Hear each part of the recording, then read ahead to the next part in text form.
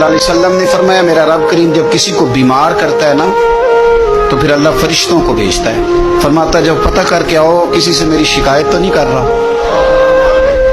तो फरिश्ते जाके अर्ज करते हैं मालिक उसके पास तो जो भी आया ना उसने यही कहा कि अल्हम्दुलिल्लाह जिस हाल में अल्लाह ने रखा है मैं राजी हूँ। उसने तेरी शिकायत नहीं की, उसने तेरी रजा पे उस बीमारी को तेरी तरफ से आजमाइश समझ के कबूल किया। मेरे नबी करीम अलैहिस्सलातु सलाम फरमाने लगे, रब फरमाते हैं फरिश्तों गवाह हो जाओ, अगर मैं इसे इस बीमारी से शिफा दूंगा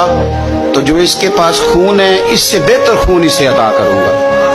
और जो इसके पास गोश्त है इससे बेहतर इसे गोश्त अता करूंगा,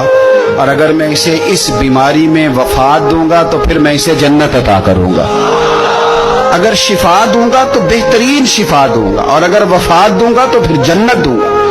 जब आप हौसले के साथ चीजों को कबूल करते हैं, जब आपकी तबीयत के अंदर सब्र छलकता है,